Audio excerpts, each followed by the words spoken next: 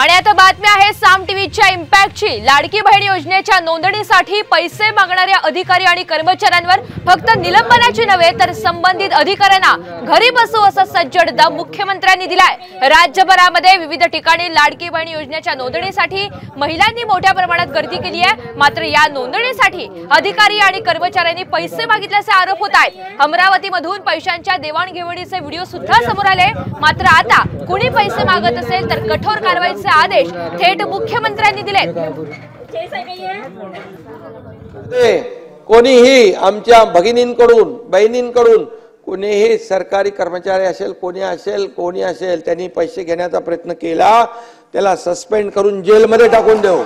अगदी जाहीरपणे सांगतोय कुणालाही 1 रुपया द्यायचा नाही आणि जो मागत असेल त्याची तक्रार करा, त्याला जेलच्या आतमध्ये टाकून त्याला बाहेर येऊ देणार नाही। या संदर्भातली आणखी एक मोठी बातमी आहे। अमरावतीच्या सावंगीमध्ये पैशांची मागणी करणाऱ्या तलाठ्याचं निलंबन करण्यात आलंय।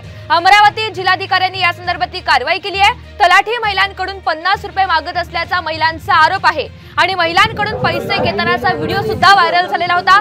साम टीव्हीने ही बातमी सकाळपासून लावून धरलेली होती। अमरावती जिल्ह्यामधील वरुडच्या सावंगी गावातील हा धक्कादायक प्रकार आहे। अमरावती जिल्ह्याच्या वरुड तालुक्यामधला एक व्हिडिओ व्हायरल होत होता। त्याच्यात एक तलाठी पैशाची मागणी करत होता। त्याची शहानिशा करण्यात आली आहे, चौकशी करण्यात आली आहे।